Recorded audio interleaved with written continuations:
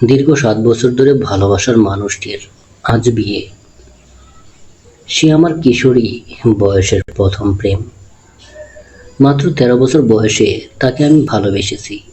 হয়তো ভালোবাসা নয়, ভালো লাগা ছিল। জীবনের প্রথম ভুলটা করে বসি সেদিন। সালটা ২০১৯।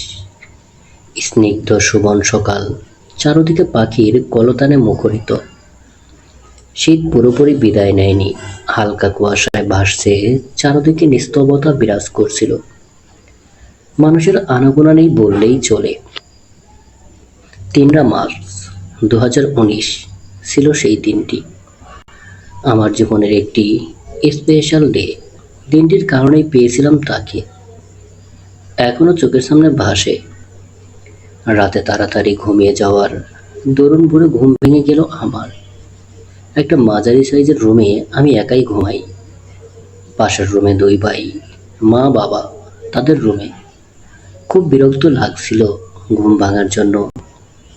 এপাশ ওপাশ করতেই হঠাৎ মাথায় এলো টিভি দেখার কথা।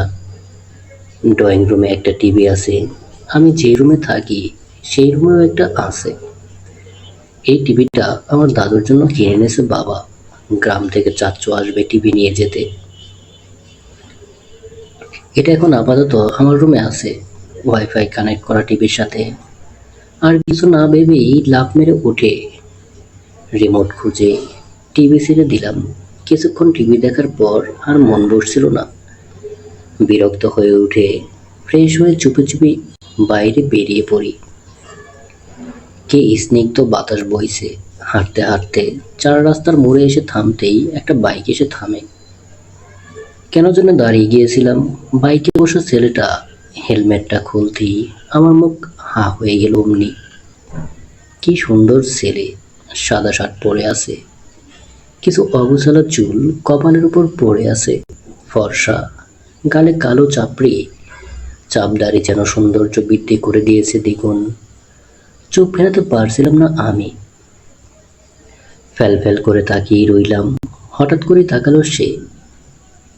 দৃষ্টিতে দৃষ্টি মিলিত হলো সেদিন প্রথমবারের মতো। এক মুহূর্তে যেন আমার হৃদয় থমকে দাঁড়িয়েছে। বুকের ভেতর কেমন দরজ দরজ করছিল। এই বুঝি হৃৎপিণ্ডটা বেরিয়ে এলো। আমাকে তাকিয়ে থাকতে দেখে সেও কয়েক সেকেন্ড তাকিয়ে রইল। হয়তো বোঝার চেষ্টা করছে কেন এইভাবেই তাকিয়ে আছে। তার ধারালো দৃষ্টির সাথে দৃষ্টি মেলাতে হিমশিম খাচ্ছিলাম। হঠাৎ খুব ভারী গম্ভীর গলায় ভেসে এলো দুটি শব্দ, পিচ্চি সর। চমকে উঠলাম। শরীরে অদ্ভুত এক শিহরণ খেলে গেল যেন। এত সুন্দর কণ্ঠস্বর শুনেছি বলে মনে হয় না। তখনও তার দৃষ্টি আমার দিকে নিবদ্ধ। আমি একটু চেপে জায়গা করে দিলাম। সে এক পলক তাকিয়ে চলে গেল বাইকটা নিয়ে। আমি তখনও তাকিয়ে আছি তার গমন পথে।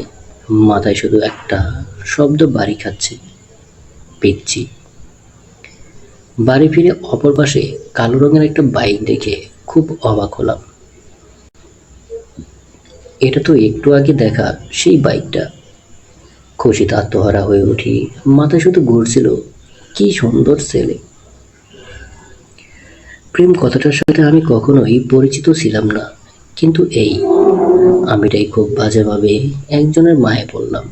হুট করে নয়, দিনের পর দিন একটু একটু করে তার প্রতি মায়া জমতে শুরু করে আমার মনে। শুনেছিলাম ফিরোজ আঙ্কেল বাড়ি বিক্রি করে দিয়েছেন।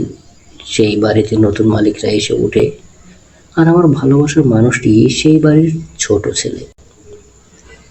ক্যালেন্ডারের পাতা পাল্টেছে। সালটা ২০২১। তখন আমি ক্লাস 7-এ পড়ি। একদিন বিকেলে ছাদে যাই। আমাদের ছাদ থেকে তাদের ছাদ দেখা যায়। আমি গাছে পানি দিচ্ছিলাম। হঠাৎ তাদের ছাদে চোখ যেতেই খুশিতে মনটা জড়িয়ে এলো। সে দাঁড়িয়ে আছে ছাদে। শুধু দাঁড়িয়ে আছে বললে ভুল হবে। হাতে একটা মোটা বই ধরা। শুনেছিলাম উনি নাকি মেডিকেল স্টুডেন্ট, পড়ালেখায় খুব ফাস্ট। দিন দুনিয়া ভুলে হা করে তাকিয়ে রইলাম সেদিকে। হালকা গোলাপি রঙের অতর যুগল নড়ছে অনবরত। খানিক বাদে আবার কপাল কুঁচকে যাচ্ছে। ঠোঁট কামড়ে কিছু ভাবছে। আমার কি যে ভালো লাগছে তাকিয়ে থাকতে। মাঝে মাঝে মন চায় তাকে এনে আমার বাসায় লুকিয়ে রাখি। আমি তাকিয়ে রইলাম ওনার দিকে। হঠাৎ চোখ তুলে তাকায় সে। আবারও দৃষ্টি মিলিত হয় সেদিন।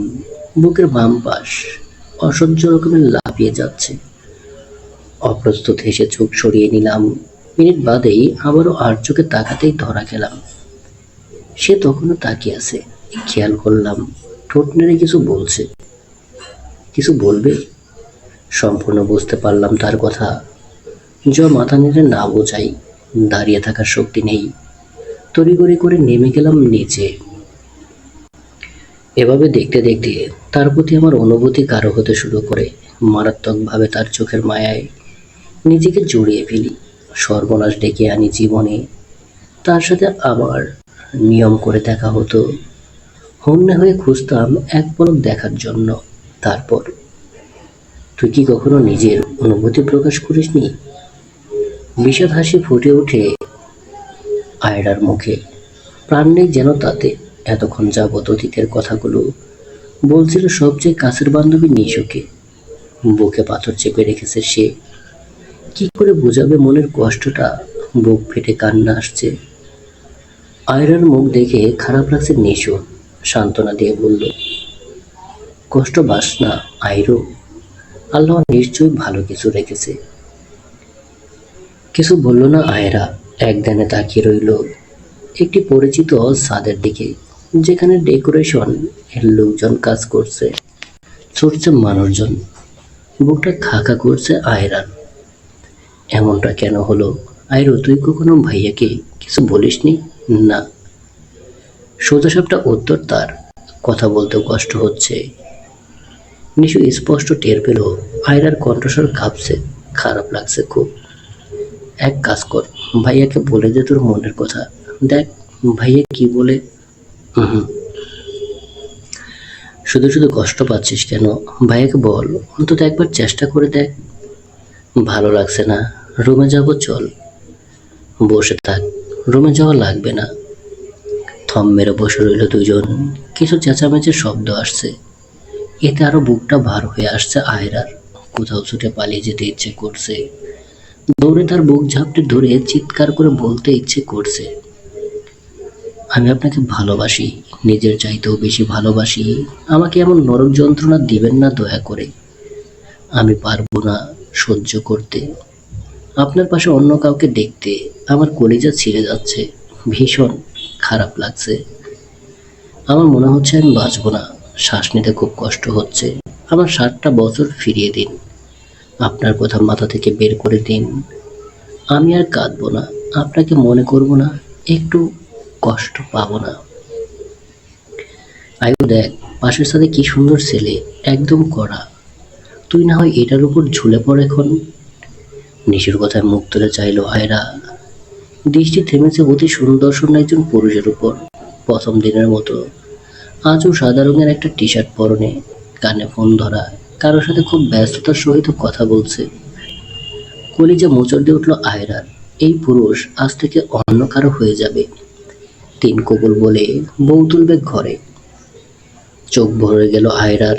নিশু স্পষ্ট বুঝতে পারলো এই সেই পুরুষ যার কথা এতক্ষণ যাবৎ প্রাণপ্রিয় বান্ধবী বলছিল। নিশু ভালো করে খেয়াল করে দেখলো তাকে। চোখ দাদানো সুন্দর, যাকে বলে সৌন্দর্যের গণ্ডি পেরিয়েছে পুরুষটি। আল্লাহ খুব যত্ন নিয়ে বানিয়েছে তাকে। আয়রার চোখ ফেরালো না। 2 চোখ ভরে দেখছে তার ভালোবাসার মানুষটিকে। আবারও বহুদিন পর চোখাচোখি হলো তাদের। আয়রা চোখ ফিরিয়ে উঠে দাঁড়ালো দোলনা হতে। এখানে আর 1 সেকেন্ড দাঁড়িয়ে থাকলে দম বন্ধ হয়ে মারা যাবে। তড়িঘড়ি করে পা চালিয়ে থেমে গেল ছাদ থেকে। নিশু ছুটল পেছন পেছন। এইদিকে আয়রার যাওয়ার পানে ভ্রু কুঁচকে তাকিয়ে আছে পুরুষটি। অস্বাভাবিক চোখ মুখ এড়ালো না তার। বিড়বিড় করে বলল, কি হলো পিচ্ছির? অসুস্থ ও? গল্প প্রিয় পুরুষ লেখনীতে সাদিয়া জাহান সিমি। সূচনা পর্ব। প্রিয় দর্শক, গল্পটি কেমন লাগলো তা অবশ্যই কমেন্ট করে জানাবেন। গল্পটি ভালো লাগলে চ্যানেলটি সাবস্ক্রাইব করে সাথে থাকবেন। ধন্যবাদ সকলকে। ভালো থাকবেন, সুস্থ থাকবেন।